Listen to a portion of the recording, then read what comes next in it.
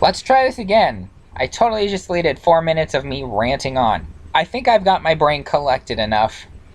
And I've researched and... Not researched, I've just, I don't even know what to call it. I'm doing it again.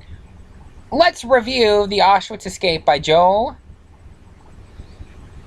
C.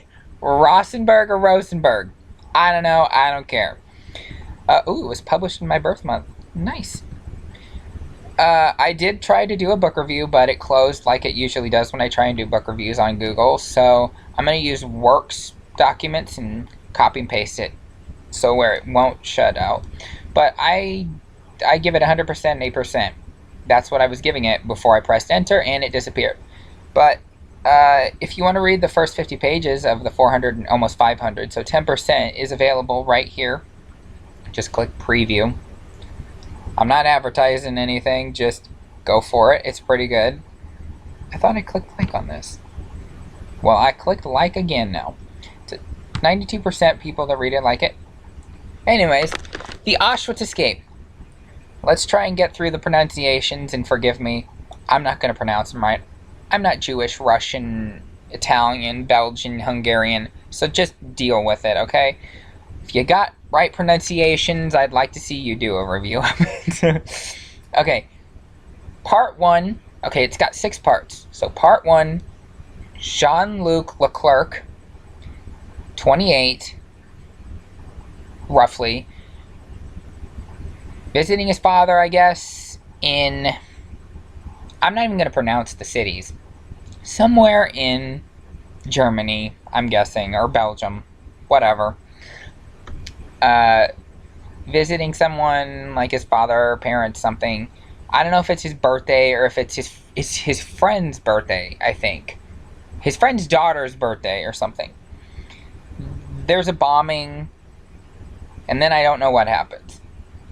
Part 2. Jacob Weiss is introduced and takes over the rest of the story, basically, off and on, but it's mainly about him, because he, spoiler alert, is the only one that survives. Well, not really. Well, or is he? No, he's not. I don't know. It's a surprise. You'll just have to wait until the end. You'll have to read it yourself. Okay. In Jacob's part, he's hunting with his Uncle Avi, is what he calls him, and he gets his cabin burned by Nazis. I'm going to say Nazi wrong. Nazi sounds like it has a T in it, but it's got a Z and a Z, S, whatever. I don't know. But then in part 3, it's about chapter 30, I think. By that time, Jacob's parents... Well, his sister is killed, I think, in part 2, but in part 3, I think his parents are killed weeks later or something. And then he goes to join the resistance underground with his Uncle Avi, who, in part 4-ish, I think, they try to free, or liberate, I guess is what it's called, these cattle train things filled with thousands of Jews heading to Auschwitz, and he somehow gets caught in the mix, and his Uncle Avi gets shot. Does he die? You don't know yet. Until like 10-15 chapters later, when he's in Auschwitz, and they're the bad guys. I'm going to call them the bad guys, because I can't pronounce their names at all. Strasberg, I don't know, something like that, is talking about how he was shot and how we think that this he takes on the identity of Leonard something, I believe, because his father is in the train with him, but his son died of something while on the train or something, so he takes his identity. And his son gets sent to the crematorium, and Joel takes... Not Joel. Who's Joel? The writer of the book. What am I thinking? Anyways, Jacob takes the identity of this guy's son for so many years that he's in Auschwitz, but they eventually figure that out, so he has to make the escape plans. And someone like, who escapes before him? Somebody escapes before him that was there for years and actually wanted to get arrested or something to get in there, like to infiltrate Auschwitz and get information. So he gets out, and then Otto and Abe something make another escape, and they have prepped Jacob, who goes with Jean-Luc Leclerc, but not Joseph or Abby like he wanted to. But don't you worry, Abby, I think you're gonna get out. Wink, wink. You'll have to read the book and find out if she does. I don't know. But part 5, he's been in Auschwitz for years now, and it's around 1943 or 44 or 45-ish. And so he's been making plans, and him and Jean-Luc Leclerc make plans to escape, and they do, but it's very upsetting because I think Jean-Luc Leclerc might die. Wink, wink. But I'm not going to tell you when he dies. Does he get to Washington to give the information, or does he die in a farmhouse, or does he die on a milk farm, or does he die in the woods on a cliff, or does he die from a skydiving in 2017 because he made it the whole way to freedom? I don't know. You'll have to read the book yourself because I really don't want to spoiler alert it. And part 6, the epilogue, is at the end of it.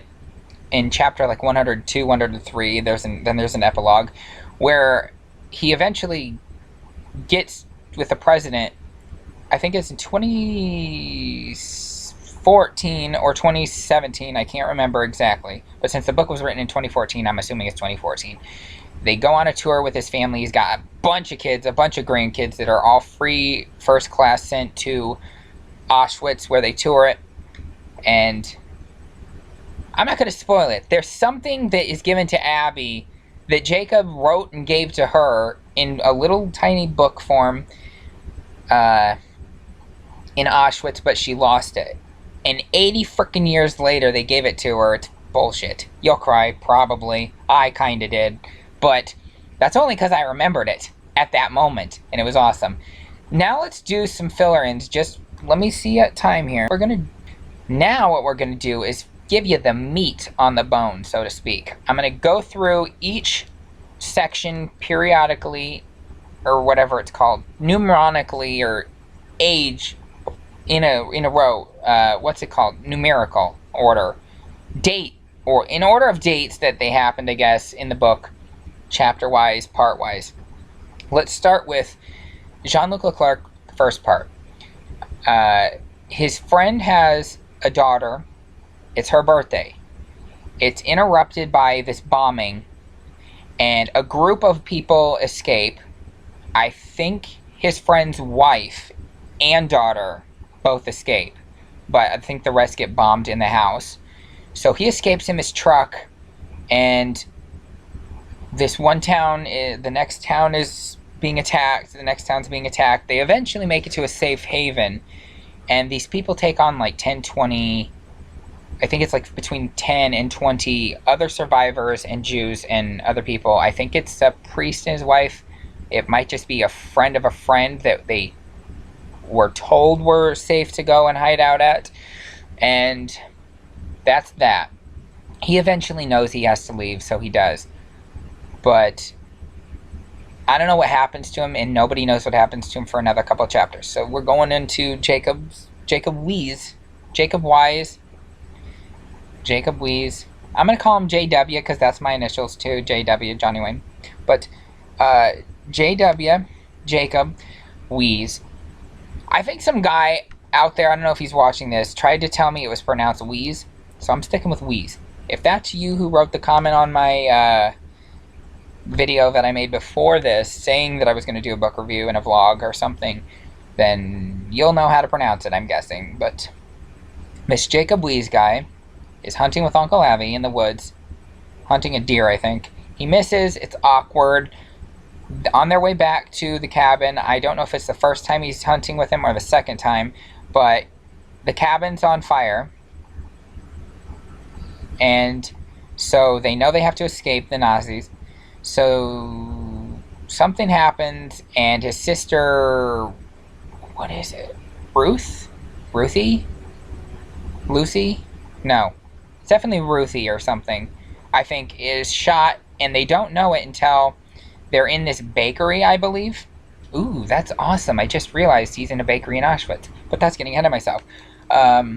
This old man baker says, you got to get off the streets, you got to get off the streets. And when he shows him this dead body, Jacob and his father, I believe, realize that it's his sister Ruthie or whatever, and they say, you can't do it now, but we'll help you bury her later. So they do that, and then the next part is they're at home, and their Uncle Avi comes back, because he's like a pendulum in their life, I guess. In and out, in and out.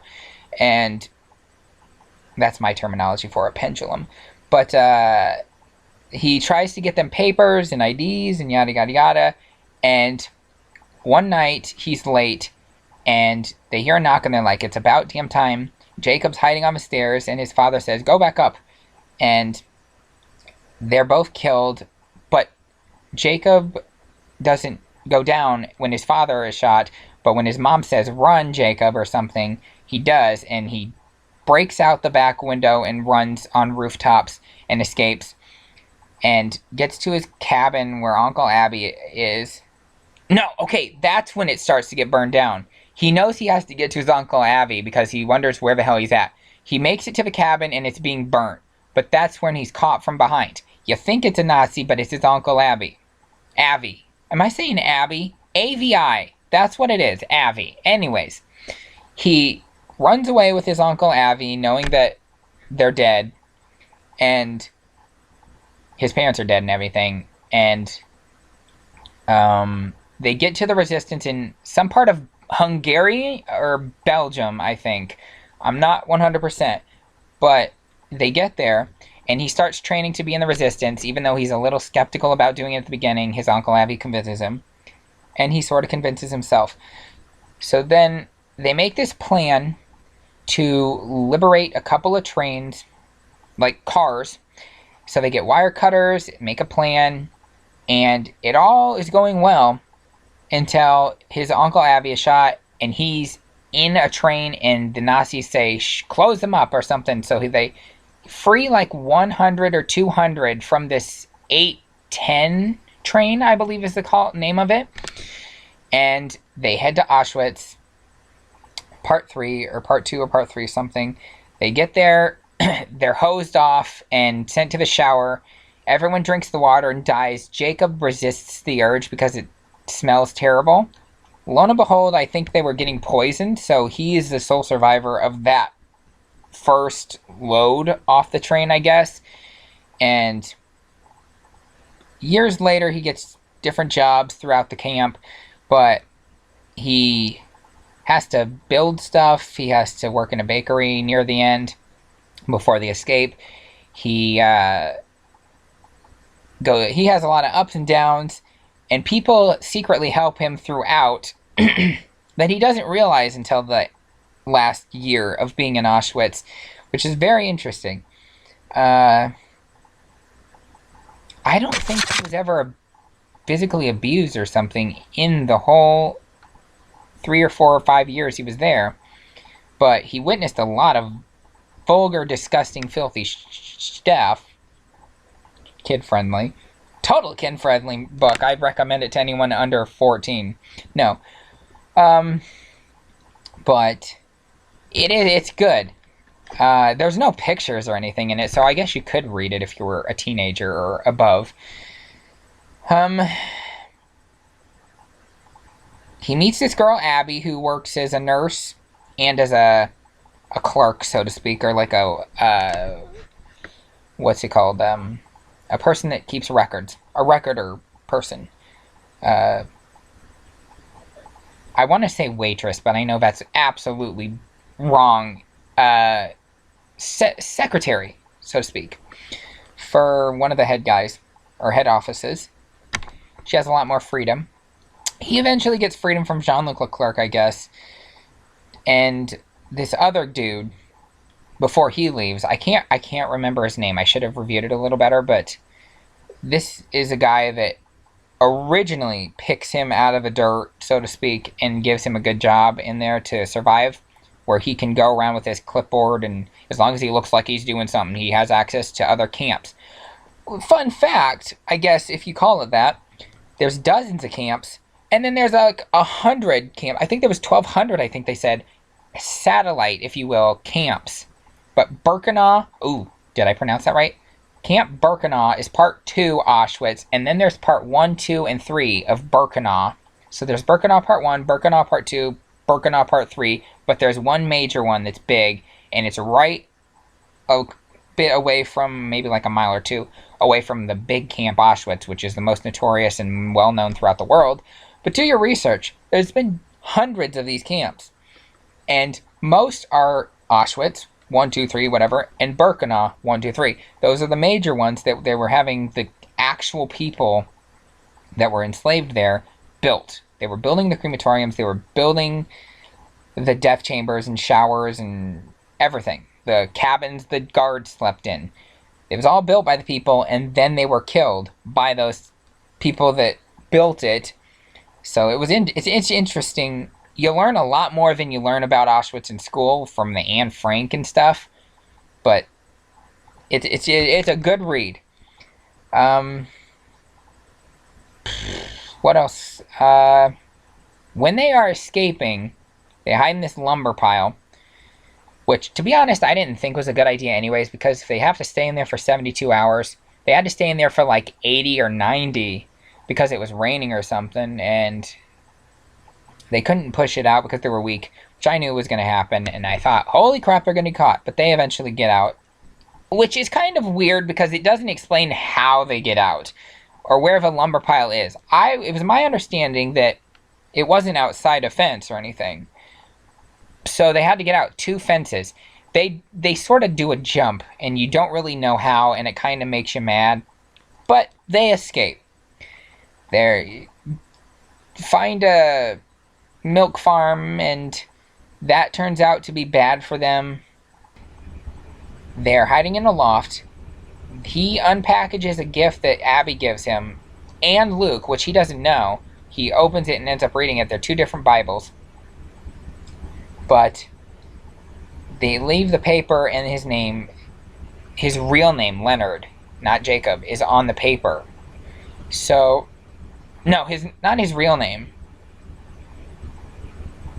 His name is really Jacob, and Leonard's name is written on the paper, but on the inside it's written his full real name. And later the Nazis find that and get to where they eventually are staying the second part, which is this Belgian couple, I guess, or Hungarian or something. I don't remember. But Jacob ends up shooting von Strassen, I think is his name, and who was at the Auschwitz camp. He was kind of in 2nd or 3rd command of Hein Hitler, or whatever his name is, of the Führer.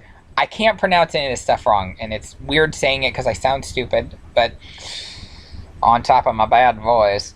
But he ends up shooting him in the shoulder or something and making him fall to the ground.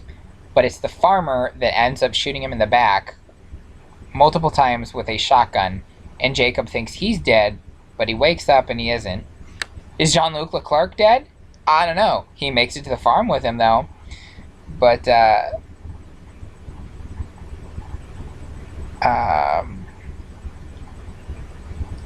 his wife and him and Jacob and possibly Jean-Luc Leclerc? I don't know. I didn't read the book. You'll have to read it yourself. Wink, wink. They go to... they disguise as Nazis with non-bullet riddled suits.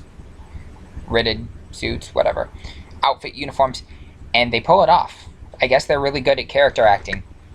And I'm not sure what his wife does. She hides in she hides in the trunk. That's what she does. Huh. I think she hides in the trunk. Old woman in a trunk. It's totally cool. And they get to where the end starts to take place. There's a lot of other stuff I should say about the book, but I don't want to spoil it. I want to just give you a taste. There's a bombing that happens while they're in Auschwitz, and people cheer and think they're being liberated and freed, but they're not. And it's never really explained what happens. It's kind of like hush-hush in the book, even at the end, because it was like a secret mission or something behind territory lines. I don't know. Abby's brother is hung in Auschwitz. Hung. He gets hung for trying to hide the second escapee group's information. And before he's died or killed,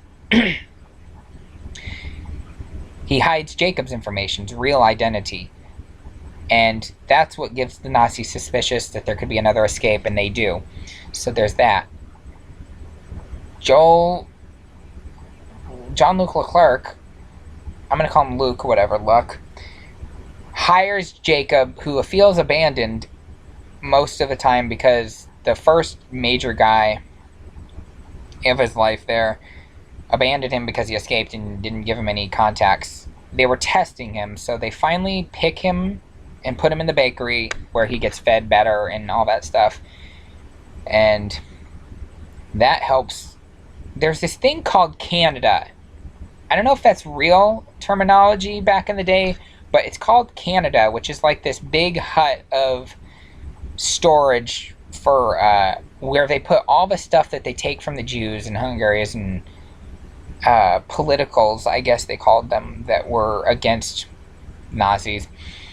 And they took all their stuff and their belongings and all their food and jewelry and all this stuff, and they put it in this thing called Canada, I believe, is what it was called, which is like a giant storage facility of stuff. And he has a friend that works in there that helps him get supplies. Eventually, sections of it are bombed or something. And anyways, I thought it was neat that they called it Canada. I don't know why, but I think it's because the first person that works there was Canada, and it was just something that stuck. But that's what the camps... what is it? What is that word? I want to call it storage... I don't know. It's like a Sam's Club for stolen Jewish merchandise. I don't know how to pronounce it or like say anything, but everyone throughout the camp steals from it, basically. Even the guards. They don't care as long as they get the good stuff. And so Abby and Jacob are nice to each other. They don't fall in love or anything. Or do they? I don't know. Maybe they get married. Who knows? It's not said in the book, or is it? Read it to the end. But the epilogue part, when they're touring it, Jacob was against going, by the way. It was Abby who eventually convinces him to do it, I guess. Or was it their kids? Do they have kids at all? Who knows? You'll have to read and find out. I don't know. I don't even know what president does this. But it has to be like Clinton or some... Not Clinton. No, it's not, because they're in Belgium when they do it or something. Or Russia. I don't know. I don't know where any of these things happens. I'm getting a sore throat doing this. I'm going to say that overall, 500 pages takes me 6 weeks. Maybe 4.5 if you do it every day for a couple hours. It's totally readable. I like it. I give it an A+. I give it 100%. I can't think of anything or any part that I disliked about it. It's an overall, it's a good book. Would I read it again? No. But had I had a coma or something and forgot about it, I probably would, because it intrigued me right on the shelf. And so what I would like to do is see this made into a movie that's like 4 hours long, because I would pay to watch it. There's a lot of details in it that I would like to watch be a reenact, because your brain can only imagine so much, and that's what it did the entire time. Every page I was thinking ahead. As a writer myself, I was able to predict exactly what was going to happen pretty much the whole time, but it's not a predictable book. It's not predictable at all. You wonder what's going to happen, but towards the end, after reading the whole thing, you can predict what's kind of going to happen. Like, for instance, on the farm where they're at last, you kind of predict that Jean-Luc Leclerc's going to die because he's sick and emaciated and all that stuff. But you also predict that the farmer is no longer in the house. He's going to come out and shoot and save Jacob, because his gun's like out of bullets or something. He only had one left or something, I think. But they both technically kill this von Strassen or whatever guy, which isn't even known until Jacob's wrestling with him on the ground, and he looks at the face and he's like, Jacob, and he's like, von Strassen. You think that's what they're saying, but I mean, you think that's what they would say towards each other, that they find out, so you're the one that escaped, for real, and he's like, von Strassen, you're the horrible man. And you kind of realize who it is when they say nothing about who's at the car until he's killed these other 4 or 5 or 6 Nazis that are on the farm, in the barn and all this. And then he comes to investigate, and there's a gun battle or whatever that happens. It's kind of exciting. The final chapters are very exciting. I highly recommend it. So I'm going to wrap this book review up. It's kind of sucked. Maybe it hasn't. I don't know. Some people are going to judge it. Some people aren't. But this is my personal book review. I'm going to write one up now in Works and put it on Google. You can check that out, because it'll be the only one, because no one else has reviewed it, which is nonsense. If 92% of the people that clicked liked this book, they should do a review. That's it. Next one I can show you is going to be a book called Fallout by Todd Strasser.